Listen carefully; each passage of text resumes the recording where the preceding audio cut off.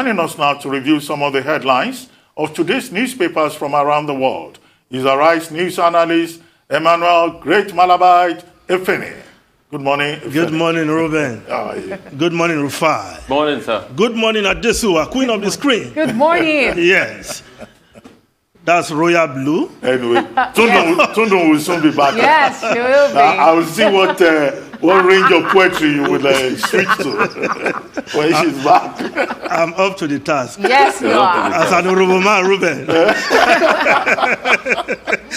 Now, let's start the review with this day, Nigeria's newspaper of records.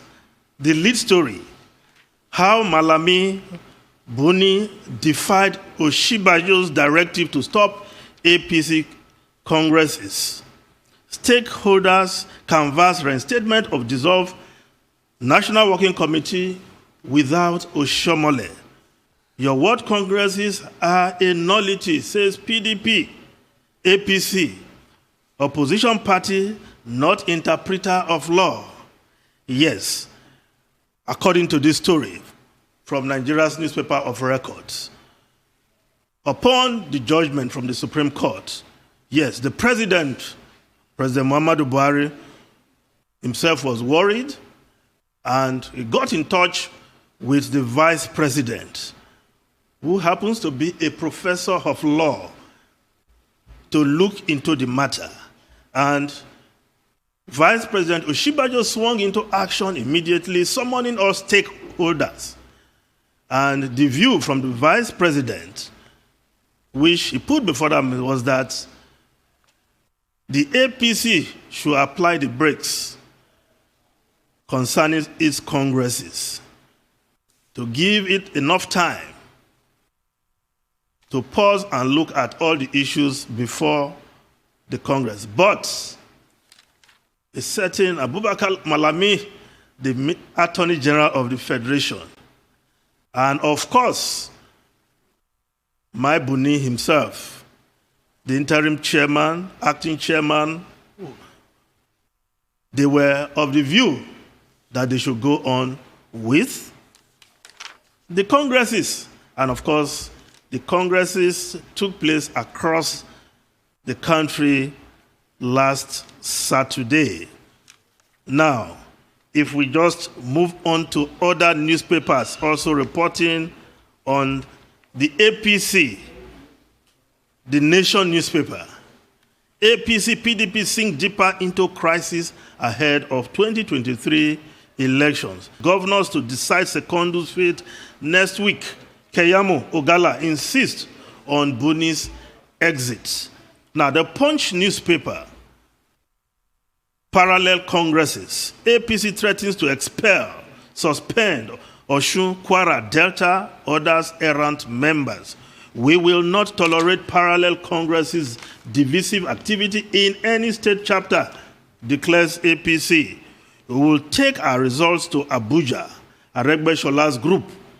No violence, it was hitch-free, Osun Governors Group. Delta caretaker panel divided over Congress. There was no Congress in Akwa Ibom, says ex-military administrator. Now, the Vanguard newspaper, what Congresses, cracks in APC, widen, stakeholders in fight to finish in states. As crisis rock party in Delta, Akwa Ibom, Ekiti, Kanu, Osun, Kwara, Lagos. Now, the Nigerian Tribune newspaper, other stories. Yes, four-man panel begins probe of police commission as police commission suspends Kyari. Due process must be followed, Falana. Police on trial, lawyers say. Well, the New Telegraph also reporting on the Hushpuppi saga. Hushpuppi, Police Service Commission okays IGP's recommendation, suspends Kyari. U.S. court, Abbas to be sentenced in October. Kyari's brother deletes photo of luxury cars, others on Instagram. The internet never forgets. Whoever is deleting, well, the internet can always replay. Now, the Daily Sun newspaper, 2023 presidency, Atiku, that's Atiku Abubakar, begins consultations as the David Marks Group moves to check Rivers governor's influence.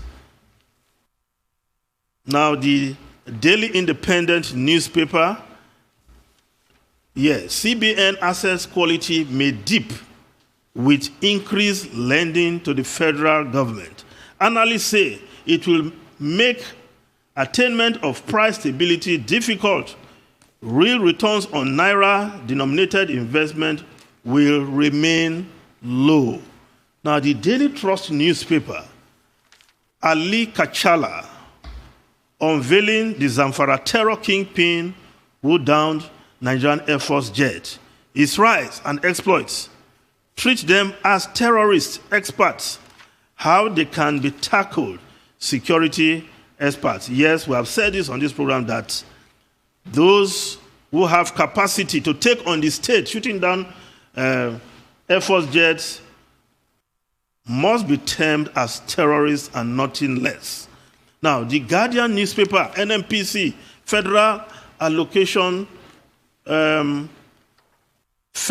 Accounts and Allocation Committee contributions drop as subsidy hits 438 billion naira. Government faces tough policy options as revenue worsens. OPEC quota, local challenges undermine production despite rally. Nigerians consume 2.113 trillion worth of petrol in 1 year. Now, the government has to do something because certainly this is not how to run an economy. Spending 438 billion naira to subsidize fuel. Government has to find the courage from somewhere to do what is right and proper for the Nigerian economy. Now, let's go to the foreign newspaper. No, before the foreign newspaper, yes, Abuja Inquirer, PDP, APC, candidates in certificate forgery allegations. Yes, ahead of the 2022 FCT Area Council elections. There are allegations against the incumbents by some aspirants from within the PDP. Yes, the incumbent is a PDP man, John Gabaya, and of course, other aspirants within the PDP, like Hassan Zakari, are seeking to disqualify him on accounts of certificate forgery. Well, he who alleges must prove. Now, the foreign newspaper, quickly. The Independent newspaper of UK, thousands of jobs lost if travel rules and relax. Put European holidays on green list to save summer, says airlines. Yes, the airlines have written to the Transport Secretary in the UK, Grant Sharp, and they are calling on the removal of double vaccinated arrivals to take PR tests in order to boost travels to and outside the UK. And of course, if that is not done, they are saying that a lot of jobs will be lost in the travel industry. Now, the Guardian newspaper of UK, Prime Minister faces revolt as poverty, hunger, crisis hit blue wall. Brexiteer MP strikes out at intolerable hardship in his home county's seat. Yes, another Tory revolt being faced by Boris Johnson. There's likely to be a significant backlash rebellion over the Treasury spending this summer. I think the bone of contention is the Treasury's decision to end the £20 a week universal credit to all citizens. And this MP is saying there is already poverty and hunger in his constituency, and the government should not go ahead with that. So a lot of headache for Boris Johnson to deal with there. Now, if we look at the Daily Mail newspaper, Daily Mail, pay your own heart operation. Yes, growing numbers of patients are paying life-saving surgery because of huge NHS waiting lists. And private providers say demand for self-funded operations are rising. And some are paying as much as £20,000 because they can no longer wait for the long lists on the of the NHS to get life-saving surgery carried out. Now, Ruben, Rufai, and Adesowa. I just wanted to ask you, do you think that the ruling party in Nigeria, the APC, is becoming a victim of its own success? What exactly are they dealing with here? Too many senior advocates of Nigeria, too many legal practitioners in the party. What exactly is going on? Well, the APC has a way of shooting itself on its foot. And what we have seen now is that the congresses that took place over the weekend is also likely to further widen the crack, as one paper reported. Because if you look at in a number of states, the gladiators have taken sides and they are dug in their own area. So to come up with a consensus which the party advocated for most of the states, when you have warring factions within the party, how can you talk of consensus? Perhaps the better option would have been to go for direct primaries. Let the gladiators stake their claim and let the party members vote. But when you're talking of consensus, when you have major stakeholders on different sides of the divide, what you will have is chaos and, of course, crisis. Well, let's finish. Yes, Ruben. The first has to do with the threatened strike by the Academic Staff Union of Universities. And we understand that the federal government team will meet again with ASU today. You know what happened within the university system in Nigeria? All that quarrel over the memorandum of understanding, which made many students to do extra 1 year. Yes, and now it seems like we're back at the same crossroads. There's supposed to be a meeting today, but I think it's most unfortunate that after the last round of agreements, the position still being expressed by ASU is that the federal government has refused to honor the agreements that were entered into, particularly with regard to the timelines. I hope that by the end of today we'll have some clarity, because it will amount to a great tragedy for Nigerian university students to have to go home again and maybe stay at home again for another 1 year. It's the same situation with the National Association of Resident Doctors yeah. And also the Medical and Dental Association of Nigeria. They too are threatening to go on strike. In their own case, beginning from it today. Starts today, yes. And now that's happening at a time when the country is talking about Delta variant and the possibility of a third wave that is upon us. I mean, I just don't understand, because it will mean that what we're getting from government is some kind of hypocrisy, some kind of mixed messaging.